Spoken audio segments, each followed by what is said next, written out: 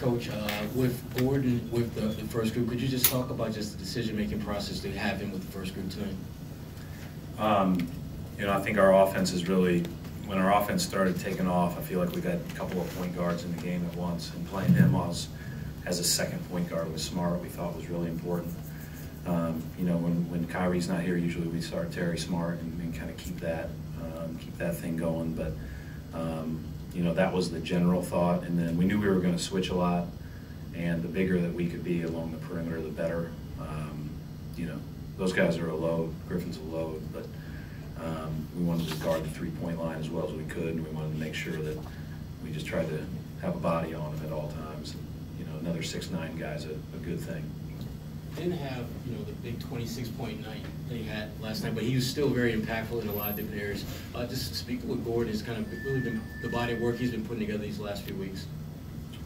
Well, I mean, 18 on 8 shots is pretty darn good, and 8 assists, and you know, he rebounded. I thought he did some other things. You know, we've been playing through him a lot, period. But I think obviously in the last few games with the ball going in, people are. You know, he's obviously in a good rhythm.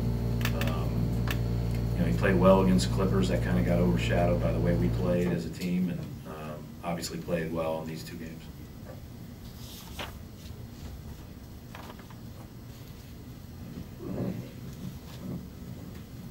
Just going into the break, back-to-back wins against, you know, quality opponents. What does that mean to this team to kind of, you know, go into it with this type of play? Well, these were ones you had to gut out. Like yesterday, you had to gut out because of how you felt going in. You know, there was a reason to be down on Sunday. There was a reason to, you know, be licking your wounds a little bit. And then, you know, Monday's practice was good. You felt like we were headed in the right direction. I thought we'd play well yesterday, but that doesn't mean you're going to win. And to come out with that one and then back it up with another physical team that had been playing really well, that was fully healthy. You know, I thought that this was a real, this was a good 2 days for this group. I thought it showed a lot of good character, and you know, hopefully we can enjoy the rest. And like I said before the game, it's a lot easier to enjoy it when you're that sore if you've won a couple games, because I'm sure they're going to be sore. They were cashed at the end. And when you talk about guys, you know, on this roster, just Al Horford really stands out of late of what he's doing in all phases of play. Yeah, I thought his 2 games were outstanding, and when he wasn't in the game tonight, we struggled. When he was, we were better, and that was clear last night too. Obviously, I mean, he's against those guys with size that protect the rim so well. He gives you the ability to stretch it out and drive it.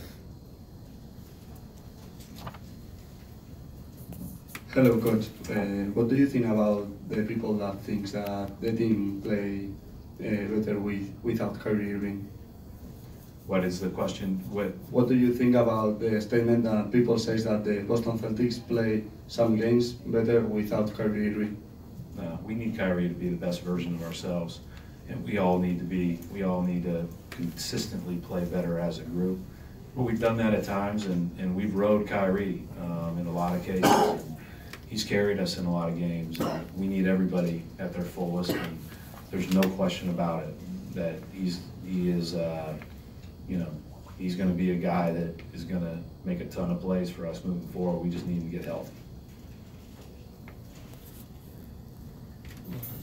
All right, enjoy yourselves.